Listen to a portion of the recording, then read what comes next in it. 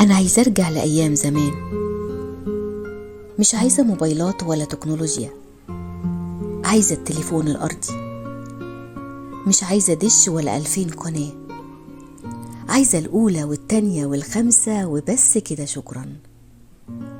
نفسي أرجع أشوف بكار وبوجي وطمطم وأتفرج على دراما نضيفة، ساكن قصادي ليالي الحلمية أرابيسك وغيره. مش عايزة الفلاشة والسي دي، عايزة الكاسيت أبو بابين وأجيب شريط فاضي وأسجل عليه صوتي أو الأغاني اللي بحبها من التلفزيون أو الراديو. مش عايزة فيسبوك أو واتساب، عايزة نرجع تاني نتزاور ونتجمع ونتقابل ونطمن ونتصل ببعض ونطمن لما نسمع صوت بعض، مش برسالة على الواتساب. مش عايزة إذاعة الFM، عايزة إذاعة الشرق الأوسط والبرنامج العام وهنا القاهرة.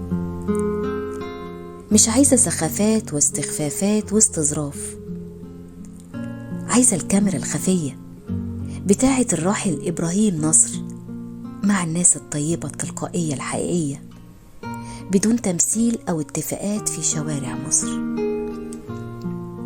مش عايزة المولات والمحلات الفخمة والبراندات، عايزة كوتشي باتا الأبيض زي صحابي كلهم ونبقى كلنا زي بعض.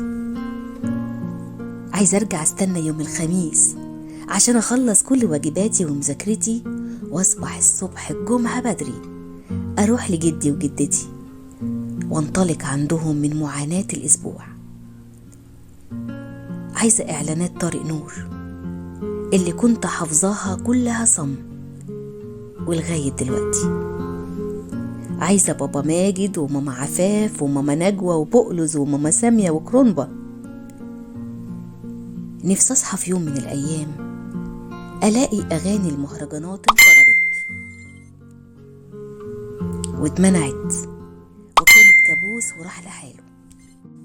عايزة الماضي بكل هدوءه وبسطته وطيبته ونقائه.